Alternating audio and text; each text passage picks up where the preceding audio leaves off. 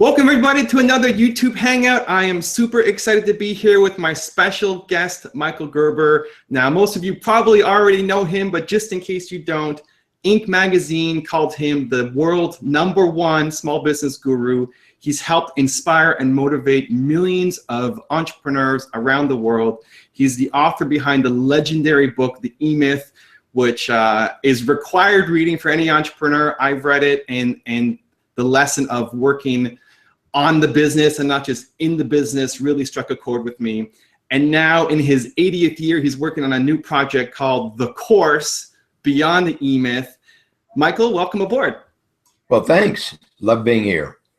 Cool. So there's a live audience watching. There's a bunch of people already having questions. And for those of you guys who are watching live, on the right side, you can ask the questions and we'll get to them throughout this hour. But Michael, I have my own questions for you first before we get started. You know, The E-Myth, such a legendary book. I'm curious as to where the idea came from for you and why you decided to turn that into a book. Well, it's a long story, and it actually is included in the E-Myth Revisited. So if anybody's read the E-Myth Revisited, they know that years and years and years ago, way back in the 1970s, I was in transition from one reality to another reality. And in the process, stopped by my brother-in-law's home, my sister, my brother-in-law, who owned a small advertising agency in Silicon Valley. He got there by being a tech writer, and then he was writing copy, and then he was doing this, and then he was doing that. So why not? And his advertising company called Cuneiform, he was a rather abstract kind of guy, my buddy. In any case, he asked me to come visit one of his clients, and his client was having difficulty converting leads that his advertising was creating into sales. And I told Ace at the time, I don't know why you'd want me to go visit your high-tech client. First of all, I don't know anything about business. And second of all, I don't know anything about technology. So why? And he said, please just do it. You don't realize what you know until you actually sit down with somebody that stymies you with this problem. So I said, sure, why not? I mean, I'm a why not guy. So I went and I met Bob, and I sat down with Bob, and Ace takes off and he says, I'll be back in an hour to pick Michael up. So Bob asked me, so what do you know about my business, Michael? And I said, nothing, Bob. And he looks a little disgruntled and he says, well, if you don't know anything about my business, how can you help me? I said, I haven't a clue, Bob. He said, well, what do you know about my product? And I said, less than that, Bob. So if you don't know anything about my product and my business, how in the world can you help me? I haven't a clue, Bob, but Ace thinks I can. So we got an hour to kill. Let's do it. So I started with the assumption that I don't know anything about business, and Bob does because he owns one. Well, in the hour that I spent with Bob, I learned that, in fact, I did know something about business. I knew that selling is a system. Bob didn't know that. And because Bob didn't know that, Bob didn't realize what was missing in his business, a selling system.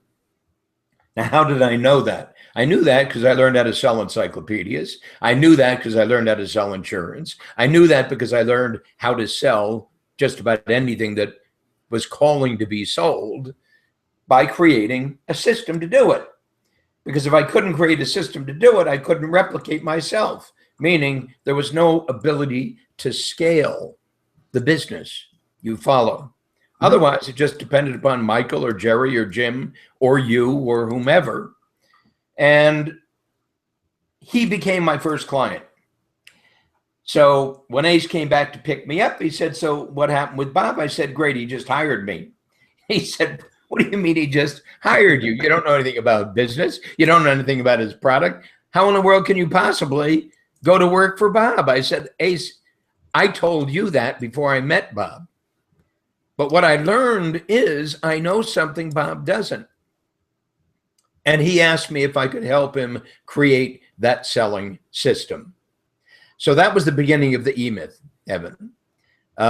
First it was Bob, then it was Jerry, then it was Jim, then it was Judy. And suddenly, rather than going to Mendocino County to chill out framing houses, as I was going to do, I'm in Silicon Valley chilling out, framing businesses. And sooner or later, it ultimately came to the fact that Ace wasn't going to do what I was doing in his business for his clients. So I said, I'm going to go off and do it myself. Ace brought a guy in to replace me in his business, doing what Ace wanted him to do. And the guy asked me what I was going to go do. And I told him, and he said, I'm going with you. So that was my introduction to Tom. And that was the beginning of the Michael Thomas Corporation. And the Michael Thomas Corporation led to Gerber Business Development Corporation. And Gerber Business Development Corporation led to the E-Myth. And the E-Myth was published. And now it was the E-Myth Academy. And then it became E-Myth Worldwide. And now it's Michael D. Gerber Companies.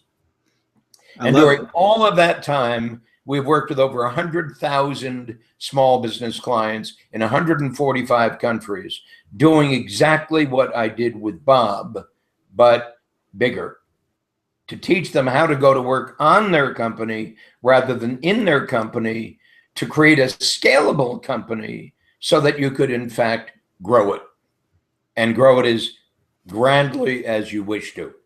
And we created the system for doing that. I love it. I love the start too, how you just said, I'm a why not kind of guy, and you took a leap to go have a conversation. For entrepreneurs who are afraid to have that mentality, a lot of people, they get an opportunity, then they would say, well, I don't know anything about business. I don't know how it can help them. And they just close the door. Do you have advice for them on how to adopt a why not attitude, or how that's helped you as an entrepreneur be successful? Well, let me say, rather than advice, I suggest there's a process. And a process is simply a system over time. Step 1, step 2, step 3, step 4. And each of those steps is a system, meaning this is how you do it, this is how you do it. And so when somebody comes face to face with that pushback, meaning, but I don't know enough, but all the yes buts that come up, all I'm suggesting is you just let that go and persist. Let that go and persist. Every single time you hear, yes, but, yeah, but I don't know that. Yeah, but he doesn't know me. Yeah, but he can't do that. Yeah, but the world is hard. Yeah, but my life is different. Yeah, but all the yeah, buts that everybody comes up with every single day, they're automatic. I'm saying that is the clue to resistance in you. And so my being brought up as a young guy naturally developed that consciousness, but it lives inside of me all the time. Meaning, because I am so congruent with why not, let's see, because there's always something so surprising on the other side of that I never could have anticipated. I mean, you got to understand, I'm sitting here at 80 years of age, having done something in my life, starting my life at 41. So this entire thing that, this Gerber thing, this E-Myth thing, didn't start until I was 41 years of age. And before that, I was a saxophone player, and I was a poet, and I was a hippie, and I was a beatnik, and I was a framer of homes, and I was a encyclopedia salesman, and I was all these things and nothing. So how in the world could I, at age 41, have an insight into a reality in the world that nobody else had had? How was that even possible? When I had discovered that most people in small businesses aren't entrepreneurs at all, they're technicians suffering from an entrepreneurial seizure. When I saw that, it was obvious to me, but it was remarkable to me that nobody else saw that. When it came to me, go to work on your business rather than in your business, I saw that. in a way that I realized nobody had ever seen that. Where does that come from? Genius? No. It comes from being open to the reality that exists around you. And as you begin to do that, you suddenly see opportunities that are just, they're flooding the gates, these opportunities for every single person listening to us today. I'm saying the entrepreneur is born within us. In short, if we're born in the image of God, and that's what it said, and I believe that, we're born to create. Each of us, we're born to create. And everything we learn how to do from that moment on is don't create, don't create, don't create. Our parents tell us that. Our teachers tell us that. Our bosses tell us that. Why? Because creativity creates conflict. Creativity always conflicts with the powers that be, always conflicts with all of the controls that are placed upon us or attempted to be placed upon us in our lives. So my job is to awaken the spirit of entrepreneurship in every single person on the face of this earth. That's what I made my calling. Only because it's so big, Evan. You follow that if that in fact could happen, do you realize the profound impact that would have on the world? Just astonishing. I love it. I love it, man. And our missions are aligned. I love the fire coming out. It's great. Just to follow up on that, you see an opportunity that nobody else sees. A lot of people then have they get excited, but then they also have the fear of failure, or how other people will judge them, and they don't have a great environment around them, and they don't have parents or teachers or friends who support them. And here you are, thinking, I'm 41 years old, I don't have any experience in business, but I've come across this revelation. How do you get the confidence, because this is something that a lot of entrepreneurs face, how do you get the confidence to believe in this crazy thing that you think is true that nobody else around you sees, and drive forward on that? How did that happen for you? Well, you understand it doesn't start with confidence. It starts with curiosity. It starts with curiosity, creativity, and need.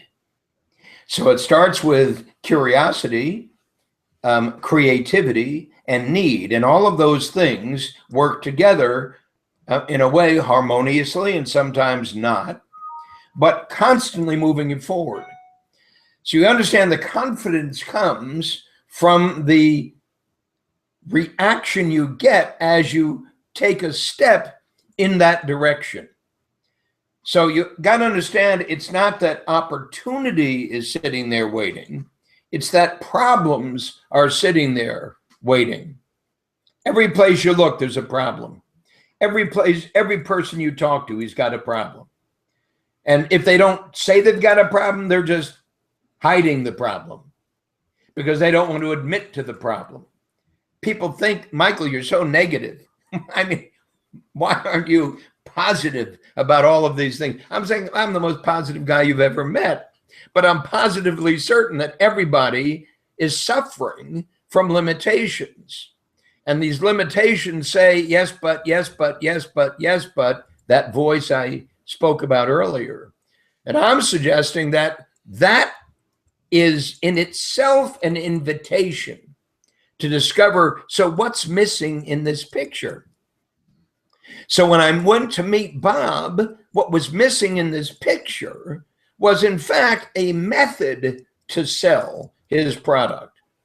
He instead was fixated on the experience his people had prior to coming to work for him. So he got sales engineers, presuming that they understood how to sell and they understood the technology. So therefore, they could successfully sell his product. And of course, some could, but in reality, most couldn't. So then what is missing in this picture? What's missing in this picture, obviously, is a way to sell. And it's the way to do whatever it is we're setting out to do that's always missing in this picture. So it's not the guy, it's not the person, it's not the product. It's the absence of a methodology, a system, a way to do it, and the focus on the way to do it, which is a process. So you understand, everything ends up being a process. I love it. I'm trying to keep an eye on the live chat because it's blowing up. Everybody's loving it, but I'm enthralled in your story, so it's hard to it's hard to multitask. But I'm loving it, and I apologize to the live viewers. I'm not really paying attention to you. Just listen to Michael's stories. I mean, I wish I had that much energy when I'm 82. This is great. And so now your next project, the course called The Course Beyond the E-Myth. You're in your 80th year. This is your new baby. Tell us what that's all about. Well, up to this point in my life, I've written now 23 books. You might say they're all E-Myth centric books, but the E-Myth accountant, the E-Myth attorney, the E-Myth chiropractor, the E-Myth manager, and so forth and so forth and so forth. And the original book, the E-Myth, and then its sequel, the E-Myth Revisited. And in every single one of these books, I speak about this process, and I speak about it in many different ways. And this process, of course, that I call going to work on your business rather than just in your business. And essentially, the E-Myth is the entrepreneurial myth. So at the core of my E-Mythology, you might say, my paradigmatic way of thinking, is that people who go into business aren't truly entrepreneurs. Yes, some are, but very, very few. You'd be absolutely amazed at how few people who own a small business are actually entrepreneurs. They're not entrepreneurs. They're, software guys doing software. They're graphic designer guys doing graphic design. They're coaches doing coaching. They're consulting doing consulting. You follow. In other words, a technician who created a job for himself, become his own boss. And what I'm saying to them is, you've left behind the true opportunity. And the true opportunity is to awaken the entrepreneur within. So all of these years since I founded the company in 1977, we've worked with over 100,000 small business clients, each of whom were attracted to us because of my message. That in fact, you got to go to work on it, not in it. If you're ever going to scale it, that is, grow it. And that's the work we've been doing. On the other hand, what we've discovered over all these years with all these clients and the millions of readers of my books, while they're attracted to the idea of the E-Myth, they're attracted to the idea of creating a company that works, they're attracted to the idea of fixing the problems they've got. In reality, they don't really want to become entrepreneurs. They just want to become more comfortable. So in fact, most people simply want a lifestyle business. And a lifestyle business simply means it's all about me.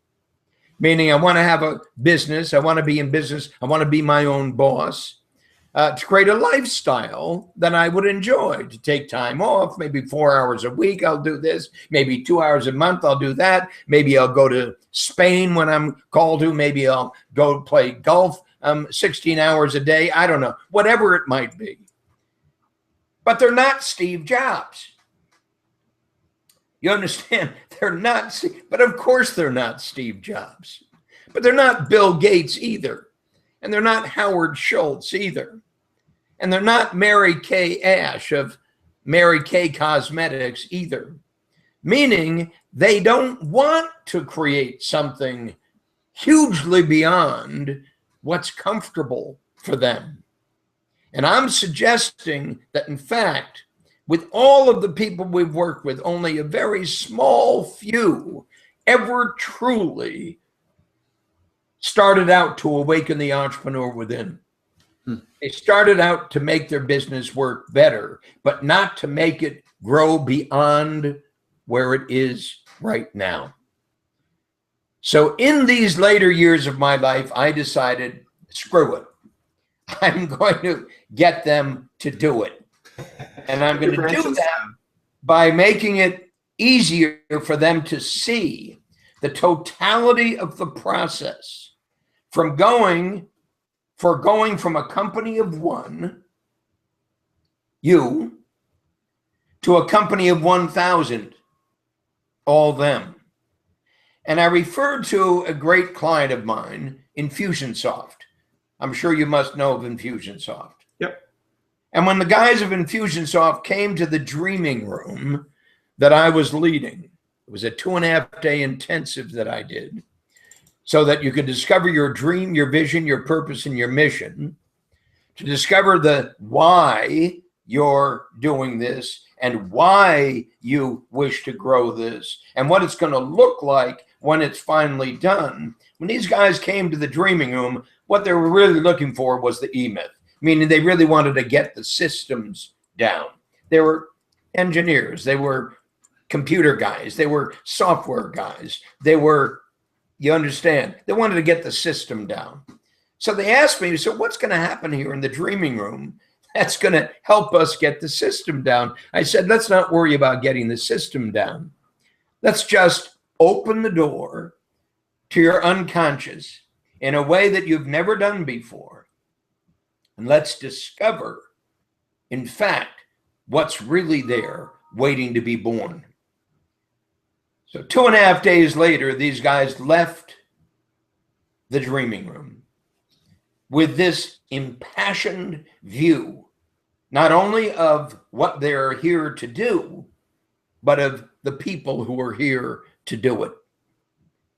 When I met them, they had about 15 people. Today, they're going just beyond 700 people in their company. When they left the dreaming room, they had a handful of small business clients and software. Today, they have 30,000 plus small business clients globally and growing to 1 billion a year in revenue. Now, these are the same guys. You understand they were when they walked into the dreaming room. What happened in the dreaming room is they discovered the dream, the vision, the purpose, and the mission, and the absolute necessity for that to be there if anything untoward is going to happen. So I said to myself, I've got to be able to deliver this to every single person on the face of this earth at a price that every single person on the face of this earth. And I've got to be able to do that without me doing that, without coaches, without facilitators, without mentors, without trainers. It's got to be self-sufficient to enable any single person who's awakened by this promise that you can grow beyond anything you've ever imagined you could grow. Not to create a lifestyle business, not to become your own boss, to produce a profound impact in the world. So unless it's about them, it's meaningless. Because if it's just about you, it's a waste of our time. In short, a dream isn't a personal dream. It's an impersonal dream. So you understand the extreme delight I get from knowing that hundreds of thousands, indeed millions of my readers have been impacted positively by what I brought to them. And you also understand it's not Michael Gerber. It's Ray Kroc, the founder of McDonald's. It's Howard Schultz, the founder of Starbucks. It's Steve Jobs, the founder of Apple. It's Mary Kay Ash, the founder of Mary Kay Cosmetics. The impact each of those individuals have had on worldwide is just stunning. But the impact they've had without even setting out to have it is even more stunning. That is, they gave us a model, a way of thinking. And with that way of thinking, a way of behaving. and with that way of behaving, a way of producing results we never imagined we could produce before. That's what I'm inviting people to do when I invite them to participate in the course. Now, the course is a 3.5-hour video of yours truly, walking people through the process from the dream to the vision, to the purpose, to the mission, to the job, to the practice, to the business, to the enterprise, an evolution, the hierarchy of growth, the philosophy of growth, and why, unless and until you accept the responsibility personally to grow, you'll never truly realize the amazing things that are waiting to be realized within you. So I'm saying that to everybody, and I'm inviting everybody to join me in the movement. Become the preeminent provider of economic development services worldwide, because it's all about the economy, stupid. It's all about the economics of it, stupid. It's not about getting chilled and being cool and just doing what you really want to do. It's not about that at all. You're responsible here in this world for optimizing the creativity, imagination, innovation, purpose that in fact every human being is blessed to pursue.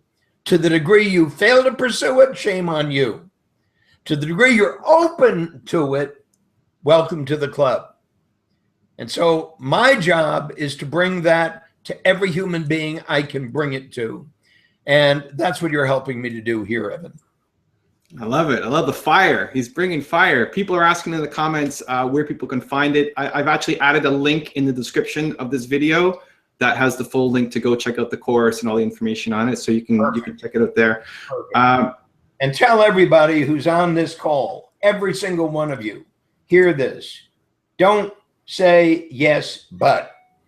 Because any resistance whatsoever to just clicking on and doing it is more of the same. It's just yes, but, and keeps you muffled in the incongruency of passion and resistance. And the incongruency of passion and resistance describes it perfectly. Because I want, but I push back. How many of you are willing to take the dare to simply click on and do it? Watch the course 3 times. And once you've watched the course 3 times, then contact me directly and I'll tell you what's next. Because what's next is transforming the world. You get to do that, everybody. I love it. Go from yes, but to why not. You got it. Touching on a point you made, you were talking about how a lot of entrepreneurs don't think bigger. They don't see themselves as world changers, and it may be a fact of their environment. Is it, you know, so I mean, by watching the video, I'm going to learn more. Is it just that they don't have people in their lives that support them? Is it that nobody's ever made them aware of the impact, and so they think small? Like, why do entrepreneurs play such a small game in general? What do you think? Well, it's simply, first, Evan, because they're not entrepreneurs. So I understand when you say entrepreneurs, I understand that, and solopreneurs, I understand that, and da-da-da-da-da-da-da, if this, then that. If they own a business, they're entrepreneurs. It's just a tag for most people who aren't really entrepreneurs. Entrepreneurs, entrepreneurship, the entrepreneurial spirit is that intense curiosity that I talked about earlier. It's that intense curiosity asking the question, what's missing in this picture? Why is it people are so screwed up? Why is it the world is so screwed up? Why is it that, you understand what I'm saying, this constant, and as you begin to do that, your curiosity takes over. And your curiosity is the heart of that entrepreneurial spirit within. It always starts with why. Why is it? Who am I? What am I doing here? Why am I here? What is life? What is death? What is God? What does it mean to be a human being? What does being mean? And on and on. And if you're curious about that, you then open yourself to all of the channels of influence that are simply sitting there around you. And as you open yourself to those channels of influence, you're inundated with promise, because every single question has an answer that leads you to another question, which has an answer, which leads you to another question. And it's a never-ending process of continuous pursuit of improvement. The world can be a stunningly creative place, but only if you cease yes, but, and open the doors to your imagination. So join me in opening the doors to your imagination, and you'll suddenly see things you've never seen before. It's that which is so absolutely astonishing. I love it. I've been monopolizing all the questions while we have a live audience that's demanding to get in and ask their questions. So I was only supposed to ask 2 questions, but I don't know, I got the curiosity in me. I had to go deeper. So that's what happened. Thank you for the time. Okay, let's get to some questions. So Rishi Cup TV is asking, hi, Evan and Michael. Michael, on some of your videos, you've talked about how big businesses are really just small businesses that did the right things. What are some of those right things we should focus on? Well, it's a very, very great question. And I discuss what every single one of the right things are in the course. The importance of the course is it is the evolution of an enterprise.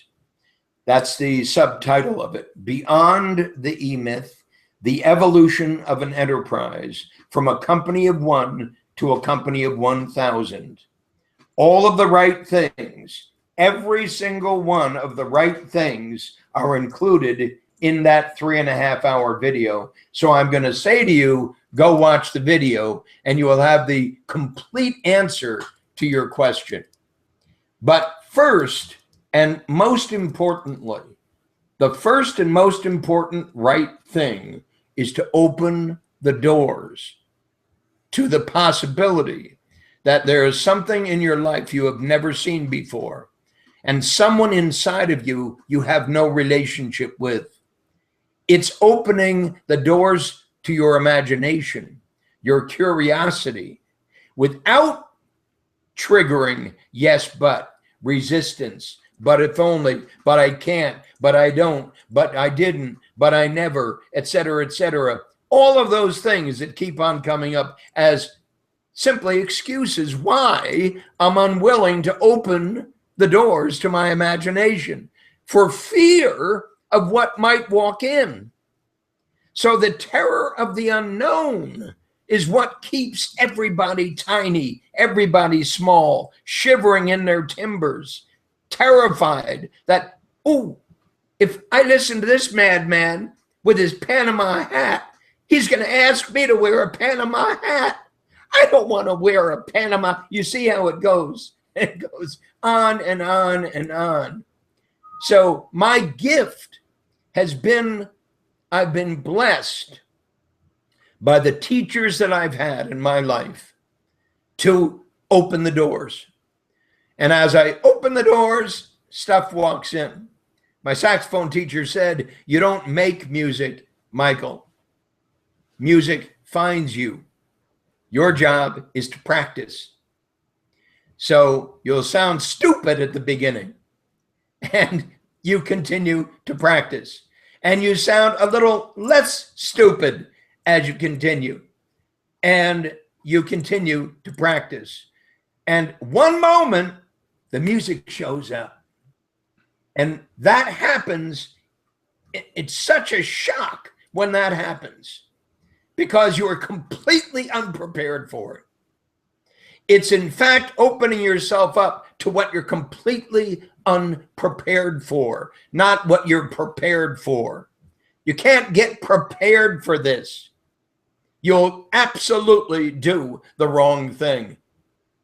Simply do what I'm suggesting that you do.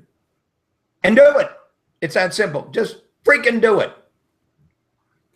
A lot of people are really resonating with the yes, but why not, but having questions about how do I get over the fear of failure? How do I say why not instead of yes, but? They're worried about the execution of it. How do they do it? What advice do you have for them? It's coming up repeatedly in the comments. I've got a little note, those little note things.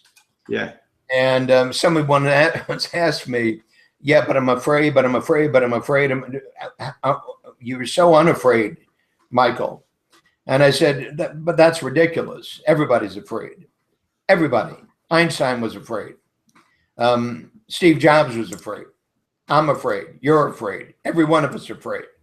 So what do I do about fear? I wrote down in this little note thing, I create my way through fear. Write it down. I create my way through fear. I accept the fact that yes, but is simply a sign that I'm afraid.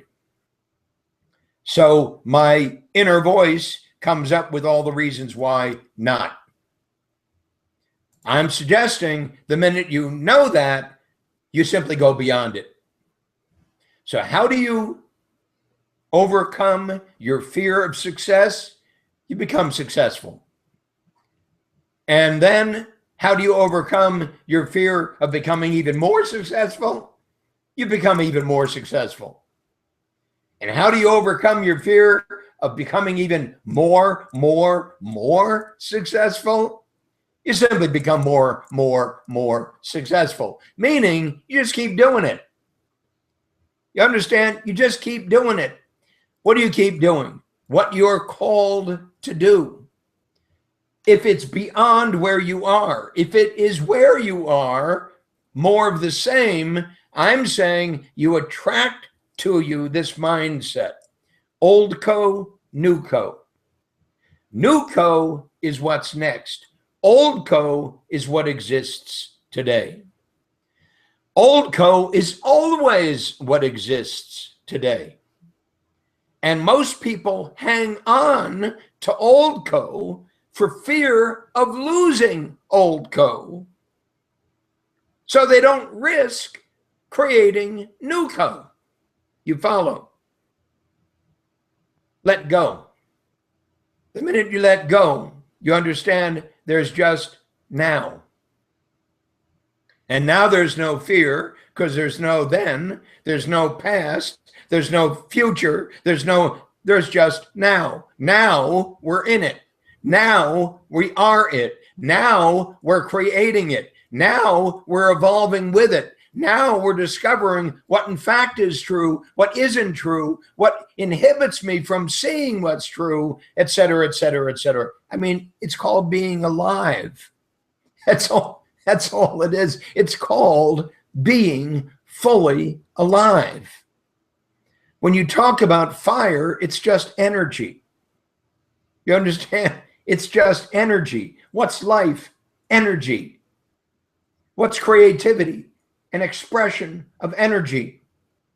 What's an opportunity? It's an opportunity to express your energy in a more perfect way. So if that's true, there's all that potential sitting here waiting inside of us. Yes, but we'll kill that potential. What about the people who, I think once you understand the yes, but, it becomes easier to solve it, right? When you catch yourself saying yes, but, like, oh, I'm saying yes, but, and, Michael told me not to say yes, but, and when you have the awareness, what do you do when you don't have the awareness?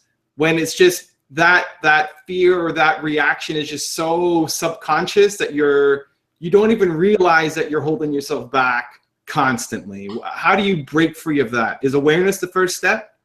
You talk about it with somebody else. You describe it to somebody else. I can't, whatever. I don't, whatever. And they say, well, why is that a problem? Blah, blah, blah, blah, blah. And you suddenly realize that because they're not so identified with it, they can easily see through it. What is it called? Mastermind groups. The whole theme of a mastermind group is when somebody is not identified with it personally, they can see it more clearly. So understand, I happen to be able to create my own mastermind group with myself. So there's Michael who this, Michael who that, Michael who the other, Michael who the other. There are all these different parts inside of me I've grown accustomed to having a relationship with. So I'm suddenly discovering stuff that I couldn't discover on my own. The Michael who, the Michael who, the Michael who. You follow what I'm saying? This might sound terribly confusing to everybody, but the reality is it doesn't need to be confusing. All you got to do is just let go of all this crap that you're hanging on to and just pursue it. Pursue what? Well, it's very simple. Buy the course. As you buy the course, I'll take you through the process. Step 1, step 2, step 3, step 4, etc., and will make complete, unavoidable sense to you. And when that happens, then it's going to be yes, but, yes, but, yes, but. It always ends up with yes, but. Hear me. Always. But you understand now that you're aware of that creature, yes, but, the one who says no without saying no, but gives you the reasons why saying no makes such great sense. The yes, but.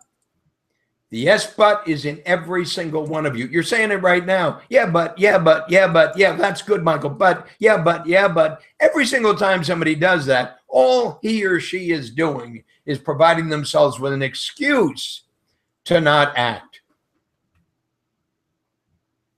Period.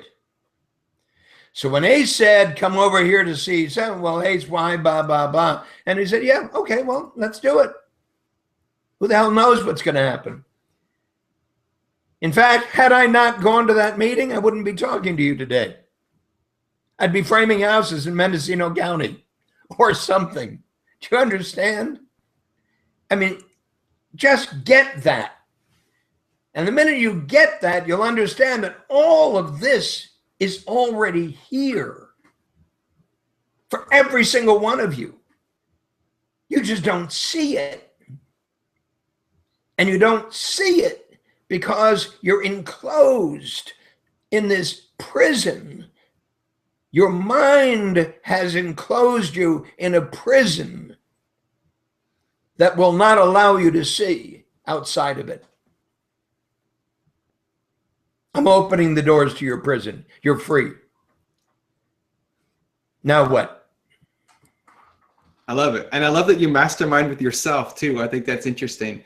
I feel like we need t-shirts that say yes, but with like an X through it or something. I think that could take off. I think people would enjoy that. Understand, I believe this is true of everybody. I mean, my mastermind is better than any mastermind that's ever existed on the earth.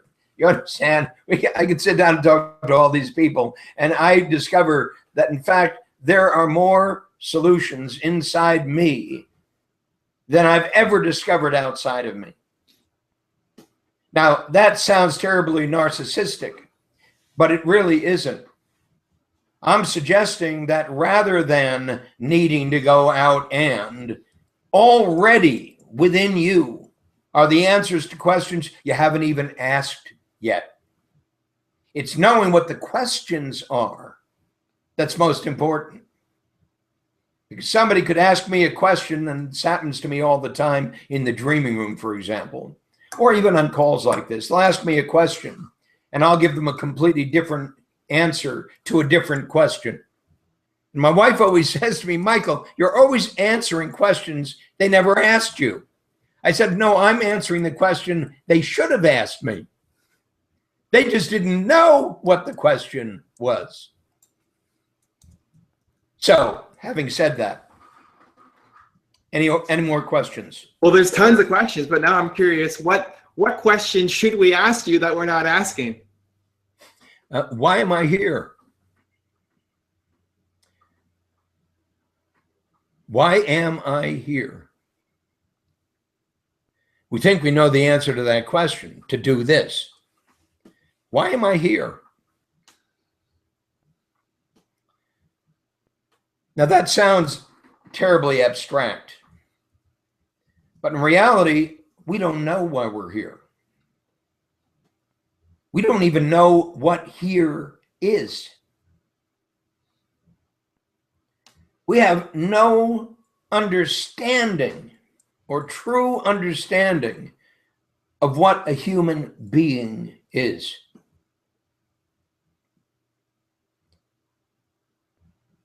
And if we have no true understanding of what a human being really is, really, I don't mean like sort of, I don't mean like they teach us in stupid school. I don't mean like what coaches tell us and consultants tell us and personal growth people tell us. And I don't mean all that crap. I mean, really. So why am I here? You know that old question, who am I?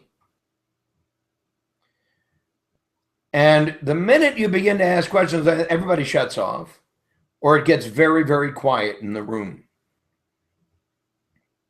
And it gets very, very quiet in the room, Evan, because there's an innate understanding that I don't know who I am or why I'm here.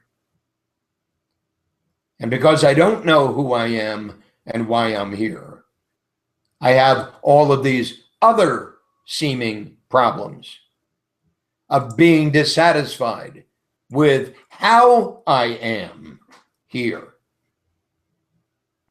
And then I become distracted by a whole subset of want, which takes me away from the question, who am I? Why am I here? To how can I get what I want? How can I get what I want? How can I get what I want? And in fact, all of the millions of buyers of my books, I would suggest bought my books to get what they want. Why most small businesses don't work and what to do about it. My business doesn't work. I want my business to work so I can be happier, so I can have more money, so I can have more free time, so I can get, you follow me? All for the wrong reason. So everybody does everything for the wrong reason. Well, that leads me to ask the question, so what's the right reason? So you understand, if we got involved in these kinds of questions, something could happen that can't happen when people ask all the questions that they ask. So when my wife says to me, Luz Delia says to me, Michael, you're always answering a question nobody asked. I'm saying, yeah, but I'm answering the question he should have asked. Because underlying the question he did ask is this question he didn't ask because he didn't know to ask it.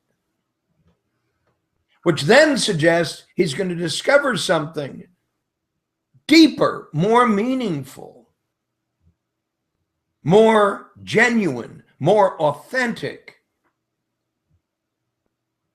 as he pursues the questions and the answers and the process I'm leading him to.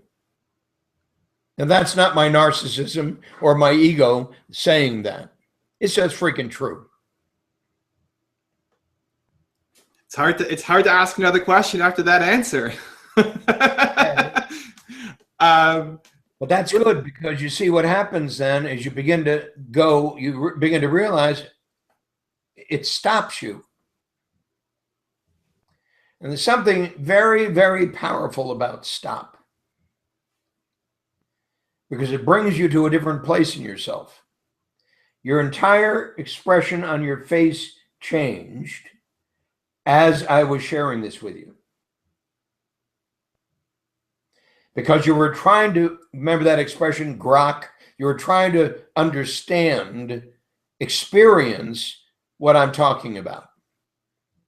But because you're not accustomed to doing that, it stops you in your tracks. You can no longer simply be the interviewer, the Evan Carmichael everybody knows and loves. So then it says, so who am I? And what are the questions I want to ask, in quotes, these people who have been so successful in their lives?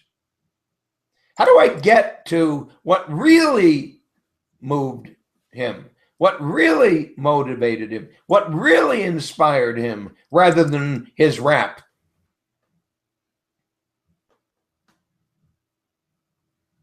I'm sure you've seen, as you interview people, and you do this all the time, and you interview some pretty heavyweight people, I'm sure you see that they've got their responses down. I mean, they don't boom, da boom, da boom. It's so cool because you don't have to really work to get it, right? Well, it's because they're just programmed. I'm programmed. We're all just programmed. We got our shtick, so we do our shtick. And it's rare that anybody ever stops me with a question that I've not responded to before, that I don't have my answer for. You follow? But what an extraordinary moment should that occur. Because the tenor of the entire conversation changes. So let's not worry about that now. I like it. Maybe time for one more to finish up. People Sure. are asking what your morning routine is that gives you such energy. Say that again. What is your morning routine that gives you such energy? I wake up. It's the first thing I do every morning. I wake It's a up. good start. Yeah, I wake up. And what's been happening prior to my waking up is a whole unconscious thing. That whole unconscious thing creates thoughts, questions, sentences, paragraphs, insights, and I start writing all those down. And the new day begins. So I'm suggesting the most exquisite time in anybody's life is just before you wake up. And just before you wake up, you woke up. And all of that is present there, really, really right there, early in the morning. And so the question then becomes, so how do you capture that? You just allow it to go down on a piece of paper. You allow it to go down in an email. You allow it to go down in a notepad and whatever. You just get it down. Start your day in a completely unique way, from the unconscious to the conscious. And the bridge between those two is astonishing. I'm always astonished with what comes to mind. It's like, where did that come from? Where did that come from? Where did that come from? Where did that come from? It happens every morning. So you get a new idea from the morning. Do you then act on it? Do you write it down? I write it down. It always relates to something I'm doing. It always relates to something I'm working on. It always relates to something that's present. If it's relating to something that's not present, I put it down, typically in an email to myself. So I email Michael E. Gerber, subject, da-da-da-da-da-da-da, note, and there it sits. And I flag it, and then I go back to review it. Now, what's also true about that is, I don't know if you're familiar with the Dreaming Room monologues, Evan. Are you familiar with them? A little bit, but let me tell you, for the audience too to have an everybody introduction. in your audience is now invited to subscribe to Michael Gerber's Dreaming Room monologues. And all they have to do is to go to our website, michaelegerber.companies.com, and you'll see a free subscription. Just fill it in, your name, your email address. And every week, every Wednesday afternoon, you will receive a new Dreaming Room monologue for the rest of my life. Those monologues come to me like that. And so the monologues are simply written and recorded by me. And you open them up every Wednesday. And they're all about inspiration, imagination, creativity, living in a space unlike the space you currently live in, discovering something you never discovered before, blah, blah, blah, blah. The stuff we're talking about. It's a gift, and that's all they have to do. Those monologues come to me just like that.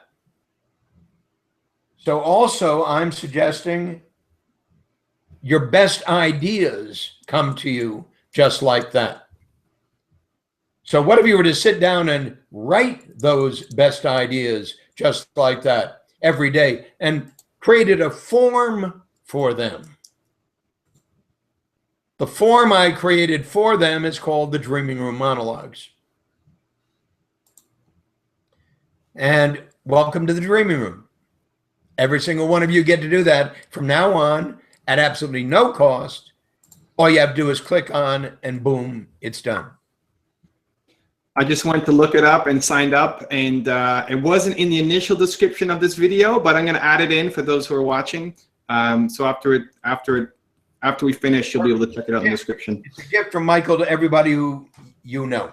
It's cool. Wednesdays, does it come in the morning? When does it come on Wednesdays? Wednesday afternoon. Wednesday afternoon. Okay, California time. Wednesday afternoon. And then every other Saturday, you'll get a note from me. And it's essentially saying that a monologue is my speaking to you. A dialogue is you responding. So my whole intent is to create an infinite number of dialogues with people throughout the world. The monologue is the beginning of it.